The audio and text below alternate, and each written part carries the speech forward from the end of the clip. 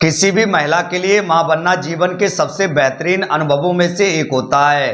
गर्भावस्था के दौरान महिलाओं को कई बातों का खास ध्यान रखना होता है, जिनको ध्यान रखने से जच्चा और बच्चा दोनों सुरक्षित रहते हैं। गर्भावस्था से पहले या बाद में जो समस्याएं उत्पन्न होती हैं, इनके समाधान के लिए हमने Shri Santan Pal Singh Ayurvedic medical college and hospital Mirzapur की स्त्री और प्रसूति रोग विशेषज्ञ डॉक्टर पल्लवी सक्सेना और डॉक्टर चंचला से खास बातचीत की। उनका क्या कुछ कहना है, जरा आप भी सुनिए।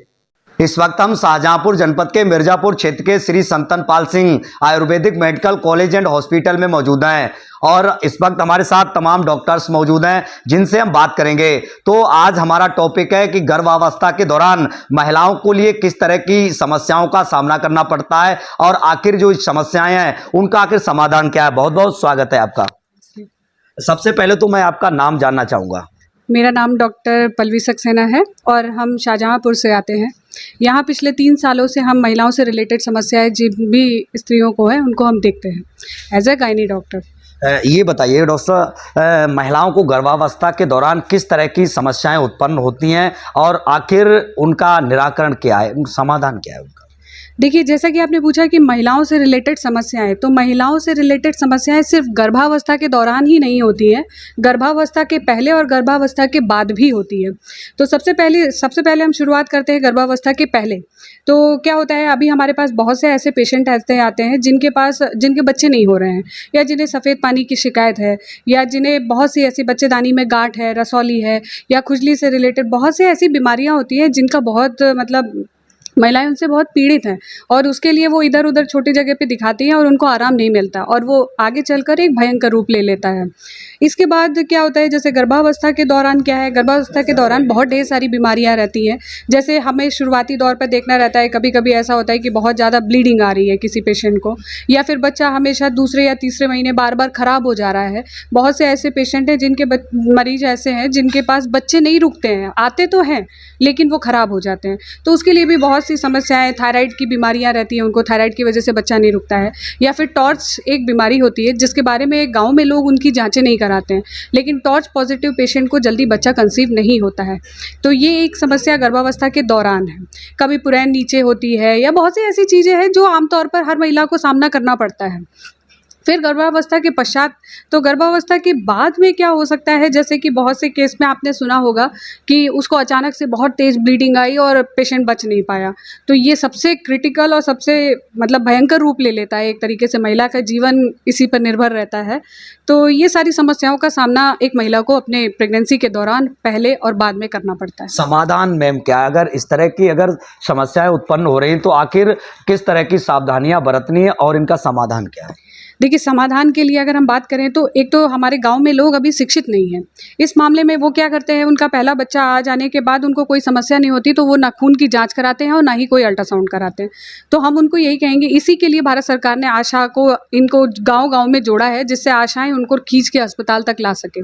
तो एक समाधान हमारा सबसे पहला तो यह है कि हर महिला को सबसे पहले ही महीने पर अपने खून की जाँच करवाएँ, हर तीसरे महीने पे अपना एक अल्ट्रासाउंड करवाएं, और उनको जो भी बीमारियां, जैसे अभी जो भी उनको तकलीफ़ महसूस हो रही है उसके लिए बराबर वो दवा लेती रहें और डॉक्टर के संपर्क में रहें, है ना। और ये सब चीज़ें समाधान है उनकी, जब मिलेंगे तो समाधान होगा।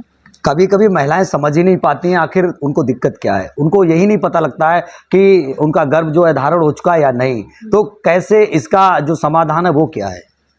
देखिए, गर्भ धारण ना हो चुका है या नहीं हो चुका है ये तो निर्धारित हो जाता है कि उसका मासिक धर्म नहीं आया है, तो वो उससे वो पहचान सकते हैं कि उनका पीरियड नहीं आया है, तो ऐसा होता है। लेकिन हाँ, कभी कभी ऐसा भी होता है कि कुछ महिलाओं को महीना आता रहता है और बच्चा रुक जाता है। तो अगर ऐसी महिला है तो उसको ज़रूर कुछ ना कुछ सिम्टम्स लगेंगे। अगर महीना आ भी रहा है उसके साथ साथ उसको कमजोरी लगेगी, वॉमिटिंग लगेगी, तो इन सब चीज़ों के लिए उसको सबसे पहले अस्पताल में संपर्क करना चाहिए। एक अल्ट्रासाउंड कराएगा, डॉक्टर रहेगा, डॉक्टर अपने स्तर पर हर एक चीज़ को देखेगा। तो ये इनसे मेरी गुजारिश यही है कि वो कम से कम एक विजिट अपने डॉक्टर को दिखाएं।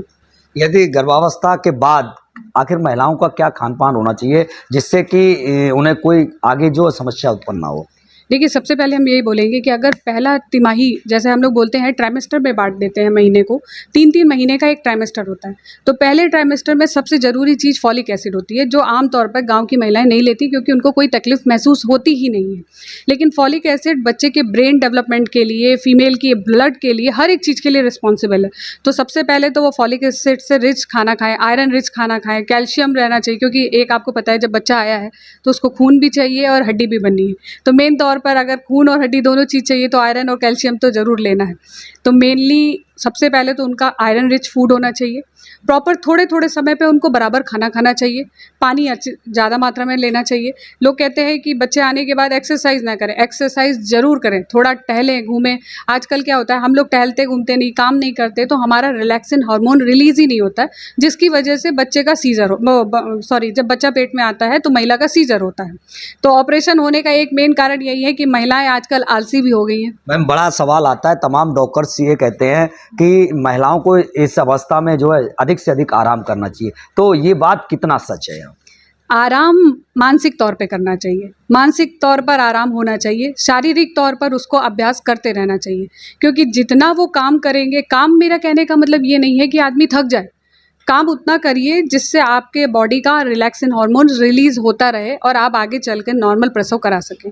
फिर बाद में आप डॉक्टर को रिस्पॉन्सिबल कहते हैं कि इस जगह पे जाते हैं तो यहाँ हमेशा ऑपरेशन ही होता है, तो इसके लिए कहीं ना कहीं महिलाएं खुद भी जिम्मेदार हैं। आप श्री संतन पाल सिंह मेडिकल कॉलेज से हैं, यदि महिलाएं यहाँ पर प्रसव कराने आती हैं तो क्या प्रक्रिया है और क्या किस तरह यहाँ पर आना है? देखिए, हमारे अस्पताल में बहुत ही अच्छी सुविधा है। हमारे यहाँ मात्र 50 रुपये का पर्चा है, जो कि हर एक आदमी के लिए बहुत ही अफोर्डेबल है। कोई ऐसा नहीं है कि जो 50 रुपये खर्च ना कर सके। इसके बाद वो डॉक्टर का पूरा मतलब हम कह सकें कि वो पूरी मदद ले सकता है। हमारे पास आइए, मरीज़ दिखाइए, अल्ट्रासाउंड की हमारे पास सुविधा है, हमारे पास खून की जांच की सुविधाएं हैं। इसके बाद बच्चा अगर मान लीजिए महिला एडमिट हो रही है और एडमिट होने के दौरान अगर उसके खून की कमी है तो हम ब्लड बैंक से ब्लड भी मैनेज करते हैं।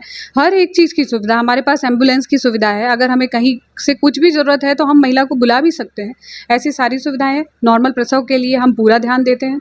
अगर नॉर्मल प्रसव किसी कारणवश नहीं हो रहा है, जैसे कभी पुरैन नीचे है या बच्चा बेड़ा है, तो इस कंडीशन में हमारे पास ऑपरेशन की भी सुविधा है। आमतौर पर देखा जाए ग्रामीण क्षेत्र में महिलाओं के जो दिमाग में ये बात भरी रहती है कि हम बड़े अस्पताल में जाएंगे तो वहाँ सिर्फ ऑपरेशन ही होगा, नॉर्मल डिलीवरी की व्यवस्था नहीं होगी, क्या कहेंगी?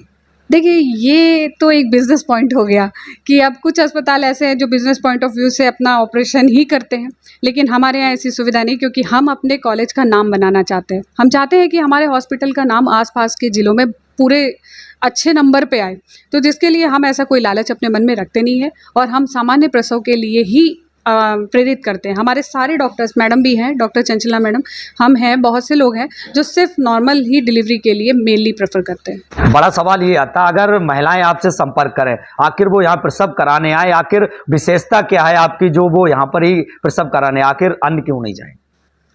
देखिए, अगर महिलाएं यहाँ प्रसव कराने के लिए आ रहे हैं तो यहाँ आपको कुछ दूरी नहीं है, आप शाहजहाँपुर से मात्र आधे घंटे में यहाँ आ सकते हैं। ये श्री संतन पाल सिंह आयुर्वेदिक मेडिकल कॉलेज मिर्ज़ापुर शाहजहाँपुर में आना होगा। आके हम सबसे आसानी से मिल सकते हैं और हम उचित ट्रीटमेंट ले सकते हैं।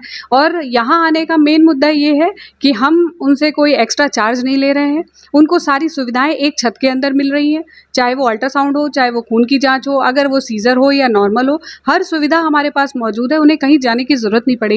इसलिए शायद ये एक मेन रीज़न रहेगा उनका यहाँ आने का। हमारे साथ डॉक्टर चंचला भी मौजूद है। डॉक्टर, ये बताइएगा, तमाम तरह की जो बालिकाएं, उन्हें तमाम समस्याओं का सामना करना पड़ता है, तो किस तरह की उनकी समस्याएं होती हैं और क्या समाधान है उनका समस्या सबसे पहले शुरू होता है पीरियड से, जो मासिक होता है हर मंथ में, उससे शुरू होता है।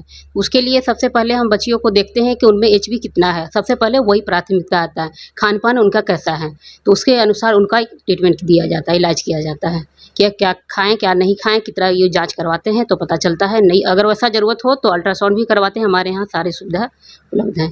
इस समय में किस तरह की उन्हें सावधानियां बरतनी है जिससे वो स्वस्थ रह सके? इस समय उनको यही चाहिए कि वो ज़्यादा से ज़्यादा अपने डाइट पे ध्यान दें, खाने पीने पे सही तरीके से, और हाइजीन का भी मेंटेनेंस करें, क्योंकि पीआईडी का ज़्यादा ये सब चांसेस आता है और ये यूट्रस में इन्फेक्शन वगैरह ज़्यादा, इचिंग वगैरह ये सब आता है, तो इस साफ़ सफाई पे ज़्यादा ध्यान देना उनको ज़रूरी रहता है। इस वक्त हमारे साथ डॉक्टर्स मौजूद थे जिन्होंने महिलाओं की तमाम समस्याओं को लेकर जानकारियां दी। शाहजहांपुर से दिनेश पाल सिंह, सासी इंडिया 18 न्यूज।